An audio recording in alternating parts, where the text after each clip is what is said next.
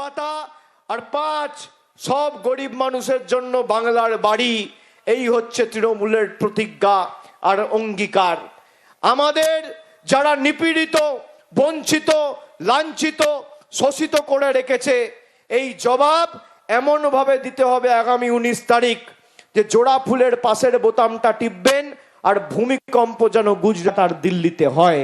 আমার আপনার সকলের প্রার্থী সুব্রত মণ্ডলকে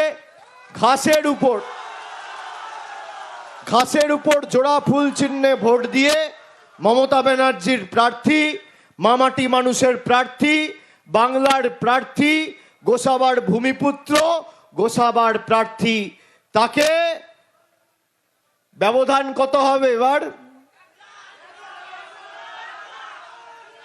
হবে? আমার সম্মান রাখবেন তো? আমি কথা দিয়ে যাচ্ছি, 3টে ব্রিজের কথা দিয়ে গেলাম, আমার সম্মান যেন থাকে। আর বাকি যে আপনারা কৃতজ্ঞতার ঋণে আমাকে আবদ্ধ করেছেন, আগামী দিন পরিকাঠামোগত উন্নয়ন করে আগামী দিন পরিশোধ করবো এই ঋণ, আমি কথা দিয়ে যাচ্ছি। তাই সুব্রতকে আগামী 29 তারিখ ঘাসের উপর জোড়া ফুল চিহ্নে ভোট দিয়ে বিপুল বিপুল বিপুল ভোটে জয়যুক্ত করতে হবে। সবার উপর আমার নজর রয়েছে।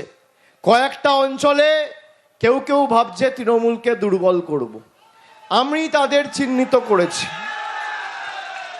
আমি জানি